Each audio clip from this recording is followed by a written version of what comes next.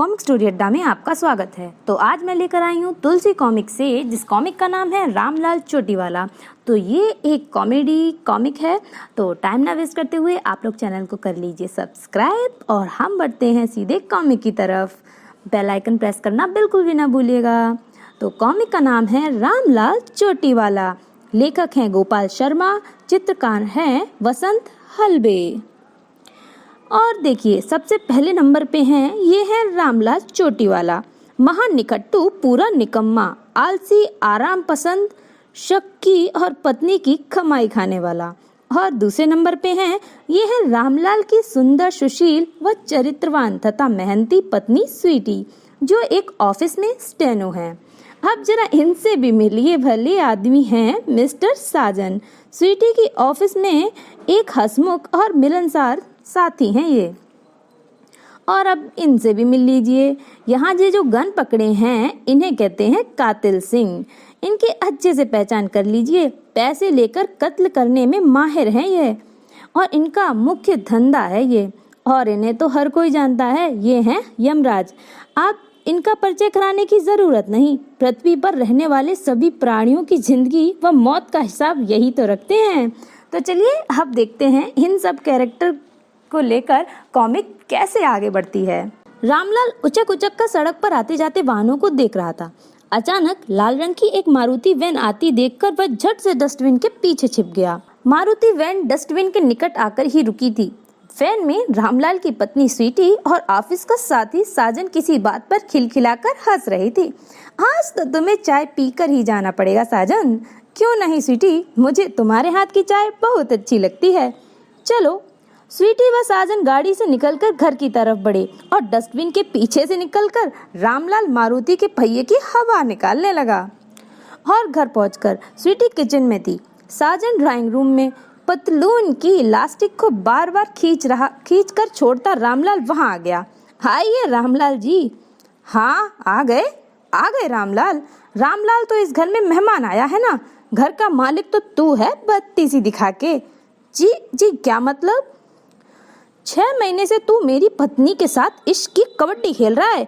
अगर तूने यह कबड्डी बंद नहीं की तो तुझे अंगड़ी मारनी पड़ेगी, और रामलाल की अंगड़ी मार दी तो तू फिर ना चारों खाने चित्त ना गिर जाएगा, बत्ती सी दिखा के। आप कैसी बातें कर रहे हैं रामलाल जी? मैं और स्वीटी तो। साजन का वाक्य पूरा होने से पहले ही झपट कर दोनों हाथ से रामलाल ने उसका गिरेबान पकड़ लिया। सुबह शाम मेरी पत्नी को तू अपने टमटम में मटर गश्ती क्यों कराना है? स्वीटी क्या तेरी अम्मा लगती है? अरे ये क्या कर रहे हो तुम? ये साजन है। हाँ मैं जानता हूँ, पिछले 6 महीने से तेरा साजन है, बत्ती सी दिखा के। उफ, तुम समझते क्यों नहीं? साजन इनका नाम है। हैं? क्यों बेवागड़ बिल्ले, साजन तेरा नाम है क्या? जी हाँ। तो क्या तेरी बहन भी तुझे साजन कहती है? जी।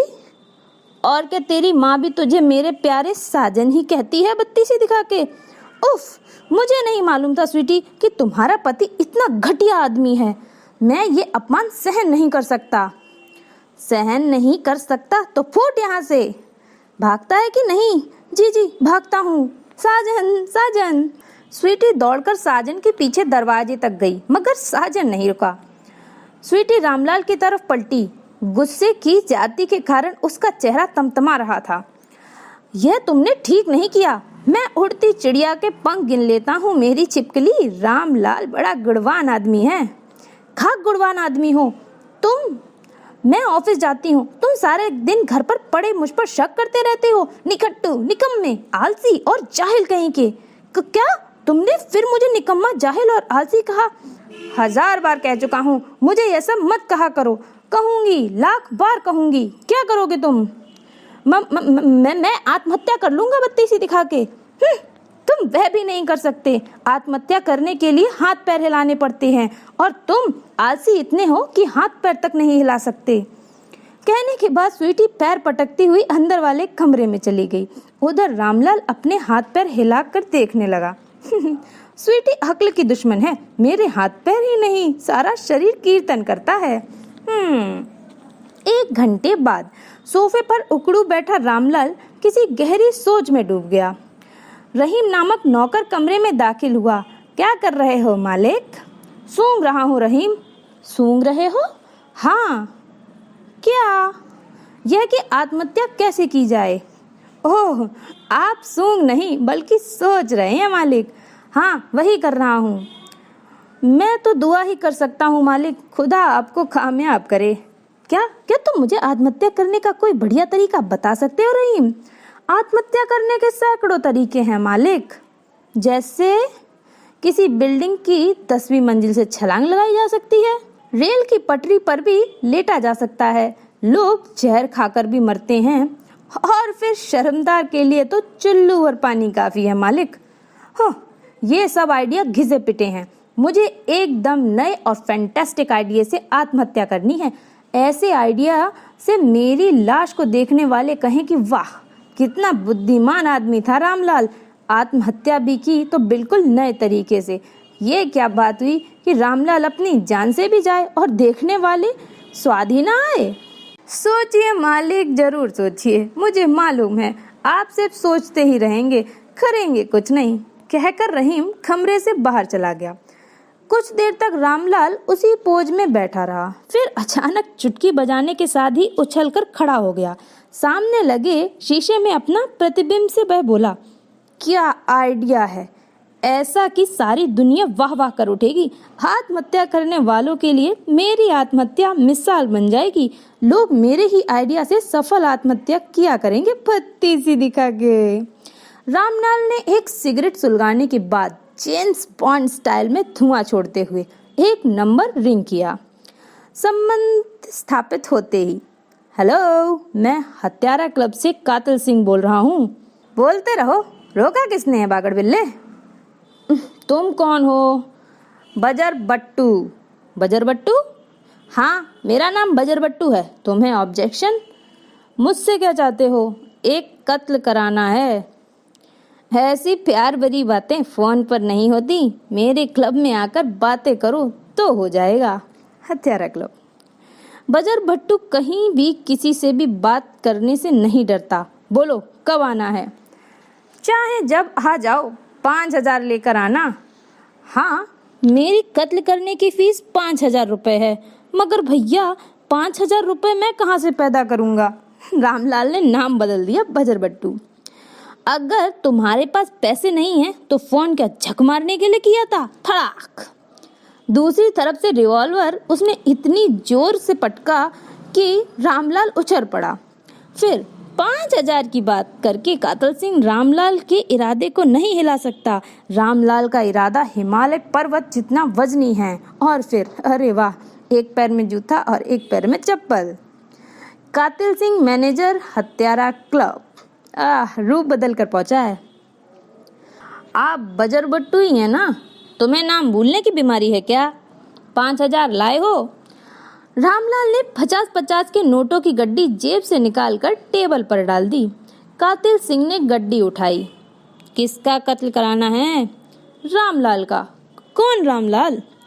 वह कल शाम तुम्हें शुंड मुशुंड रेस्टोरेंट में मिलेगा। मैं उसे पहचानूंगा कैसे? तुम रामलाल को पहचानने की बात करते हो, जिसे लाखों की भीड़ में पहचाना जा सकता है, जिसकी चोटी की मिसाल कुतुब मीनार से दी जाती है, वह रामलाल ही है। बस बस, पहचान के लिए काफी है। अब ये बताओ कातिल भैया कि तुम कत्ल करने के लिए कौन सा हथियार इस्तेमाल करोगे? चाकू। चाकू। शक्ल देखने लायक थी। ये 12 इंची रामपुरिया मेरा यार है, जिसका कत्ल करना होता है। इसका सारा फल मैं उसके पेट में घुसेड़ देता हूँ। पेट में घुसेड़ने के बाद मैं चाकू को इस तरह घुमाता हूँ जैसे तरबूज फाड़ने के लिए घुमाया जाता है। बस पेट फटते ही मेरा शिकार फिनिश। फिनिश का क्या मतलब है कातिल भैया? फिनिश का मतलब फिनिश, खत्म। नहीं, ये तरीका तो बहुत खतरनाक है। इस तरह मरने वाले को बहुत तकलीफ होगी और खून भी बहुत निकलेगा। उससे तुम्हें क्या? अरे वाह, क्यों नहीं, मुझे तो सब कुछ है। तो चाहते क्या हो? देखो कातिल भैया, रामलाल बहुत अच्छा आदमी है। उसका अंत इतना खतरनाक नहीं होना चाहिए। जरा प्यार से मारना उसे। तो तुम बोलो, कत्ल कैसे कराना चाहते हो? सुनो, शुन मुशन रेस्टोरेंट में घुसते ही उसका नाम पूछना, जब नाम बता चुका हो तो उससे हाथ मिलाना, बात करना, कहना कि उसकी बड़ी तारीफ करना, फिर कुछ देर गप्पे हाँकना, उसके बाद डिनर। मुझे दावत उड़ानी है उसके साथ या कत्ल करना है उसका? कत्ल दावत उड़ाने के बाद करना है। किसी को मारने से पहले क्या उसे पेट भर खाना भी नहीं खिला सकते? इतनी सेंस होनी चाहिए।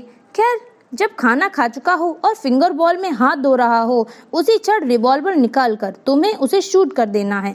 याद रहे, गोली उसके माथे पर लगनी चाहिए ताकि एकदम मर जाए। तड़पना नहीं चाहिए रामलाल, समझ रहे हो ना? समझ रहा हूँ, सब समझ रहा हूँ। और अगले दिन रामलाल अपने कमरे में बैठा पत्र लिख रहा था।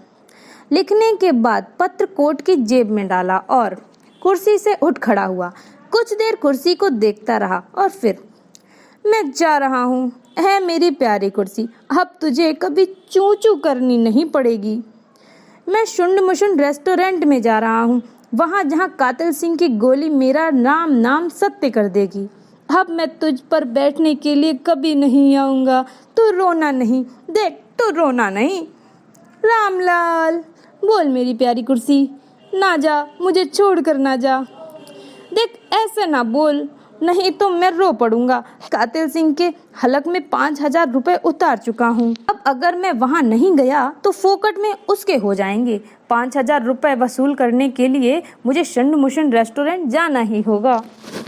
मैं किसके सहारे जिंदा रहूंगी रामलाल? हरी कुर्सी होकर तू ये कैसी बातें कर रही है? मुझे रोना आ रहा है।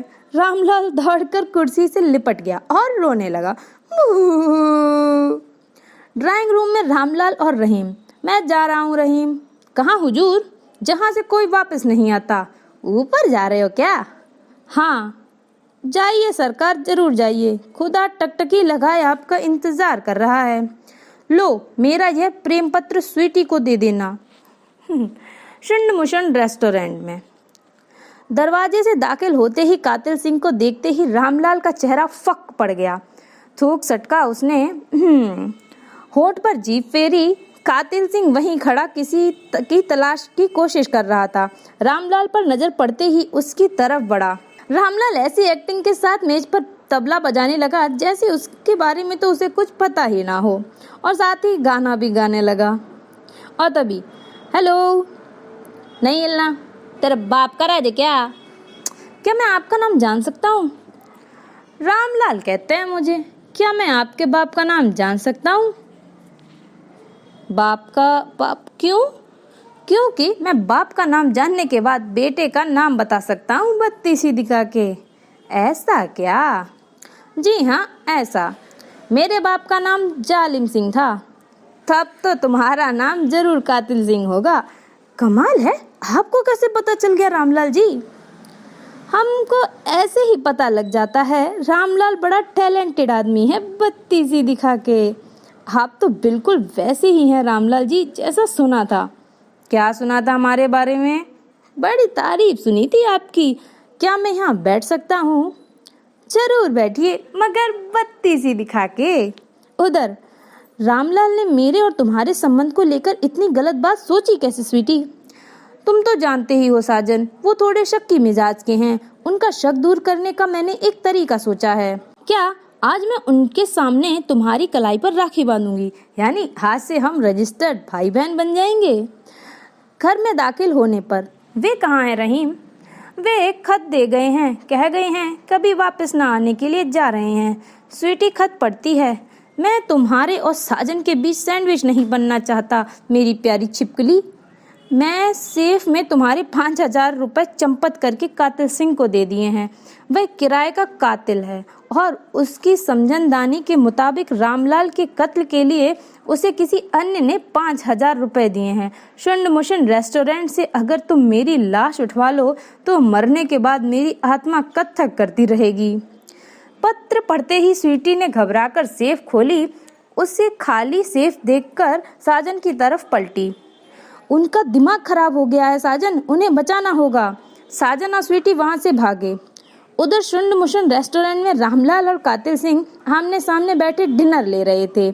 कुछ बातें भी करते जा रहे थे, परंतु इनकी बातें ना सुनकर जरा अन्य मेज पर चल रही बातें सुनते हैं। पता नहीं रामलाल जी अभी तक क्यों नहीं आए। वैसे टाइम देने के बाद रामलाल जी कभी लेट तो नहीं होते। और तभी लो जी, रामलाल जी भी वो चले आ रहे हैं। सूटेड बूटेड व्यक्ति उनके नजदीक पहुंचा तो सभी लोगों ने खड़े होकर उनका स्वागत किया। आज लेट कैसे हो गए रामलाल जी?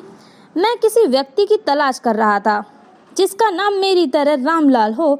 आज मेरी शादी की वर्षगांठ है, तो रामलाल नाम के व्यक्ति का इस्तेमाल करके अपनी पत्नी से कुछ मजाक करना चाहता था। क्या रामलाल मिला?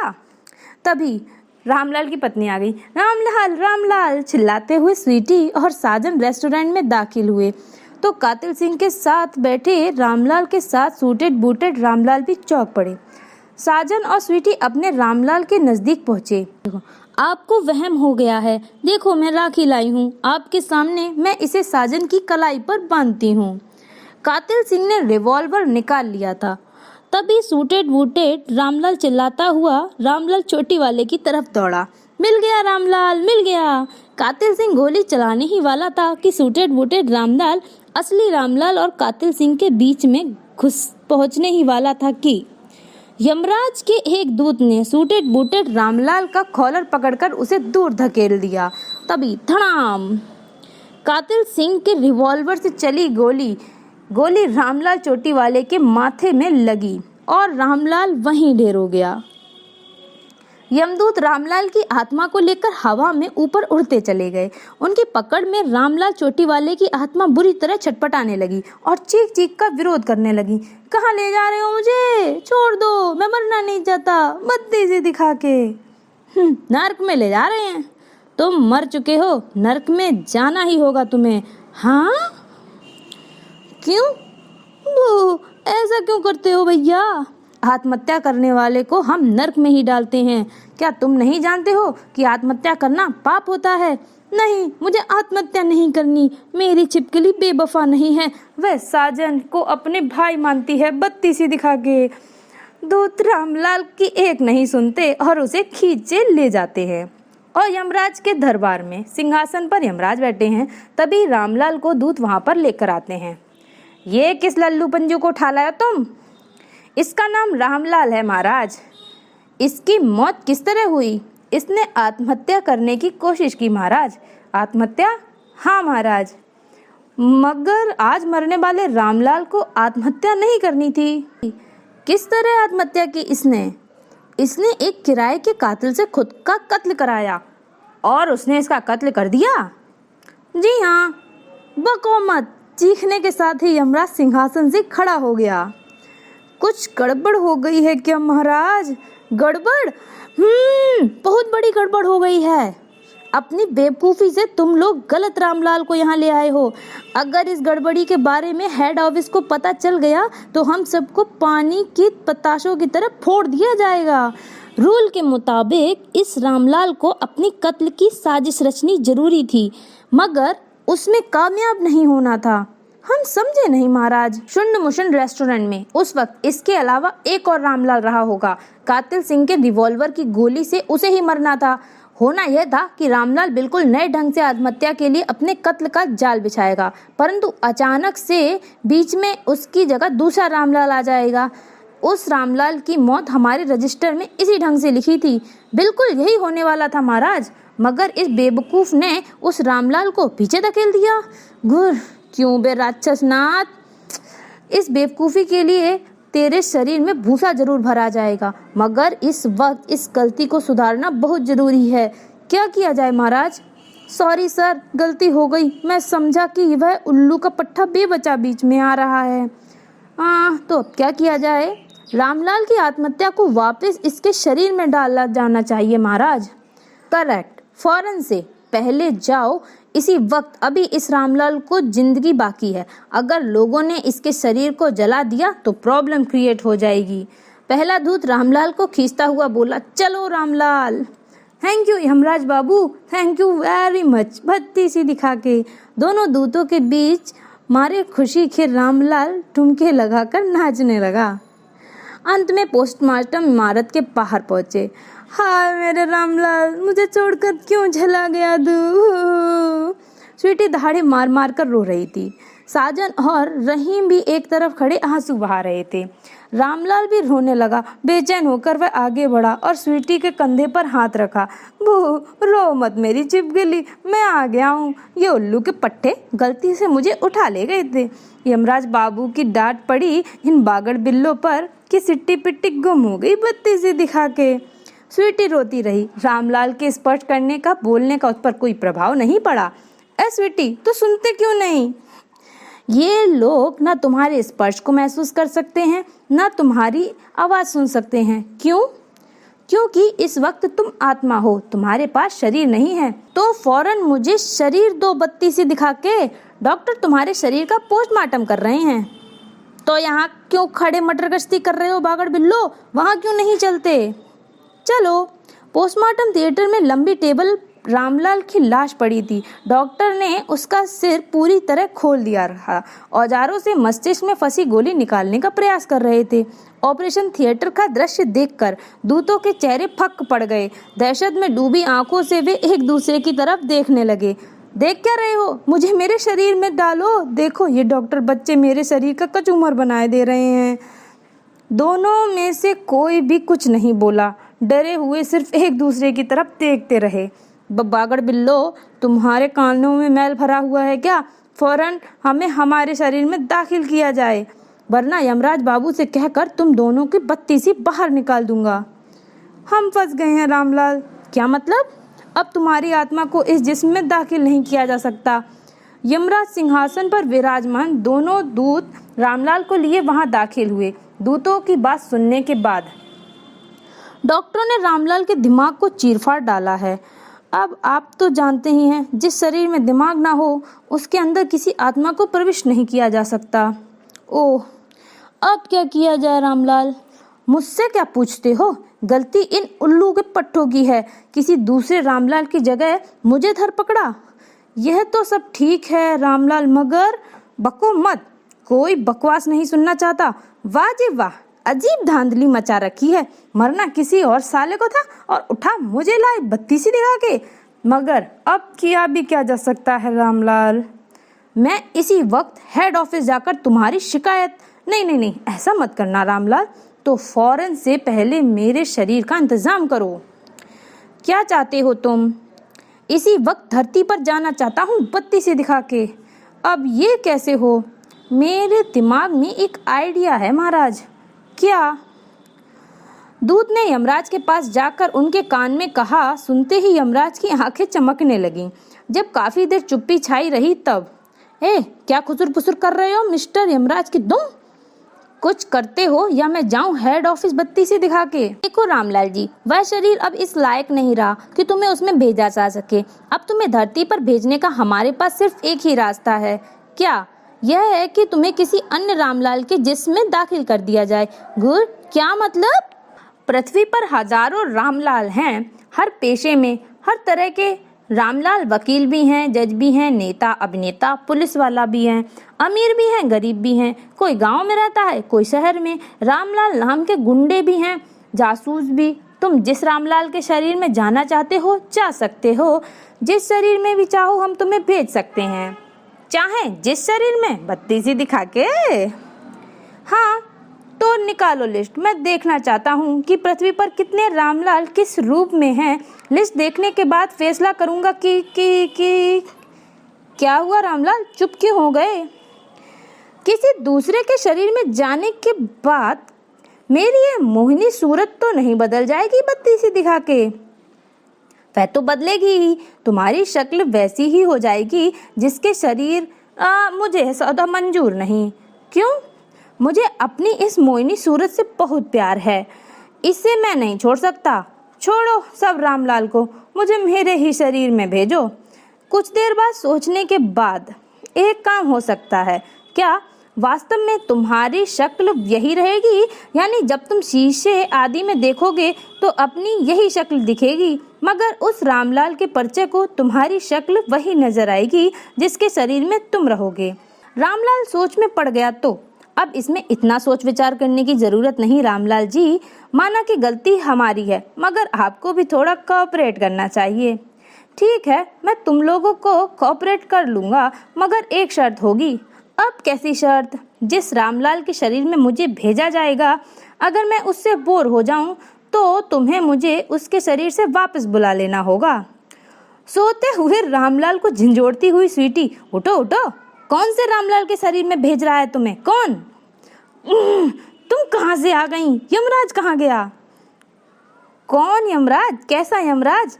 लगता है तुम सारी जिंदगी सपने ही देखते रहोगे। सपना? मैं सपना देख रहा था क्या? तुम जैसा निखट्टू सपने देखने के अलावा और कर भी क्या सकता है? क्या तुमने मुझे निखट्टू कहा? हाँ कहूँगी, बार बार नहीं 1000 बार कहूँगी। निखट्टू, निकम्मे, आलसी, जाहिल कहीं के। तो आप लोग बताइए आपको ये कॉमिक कैसी लगी।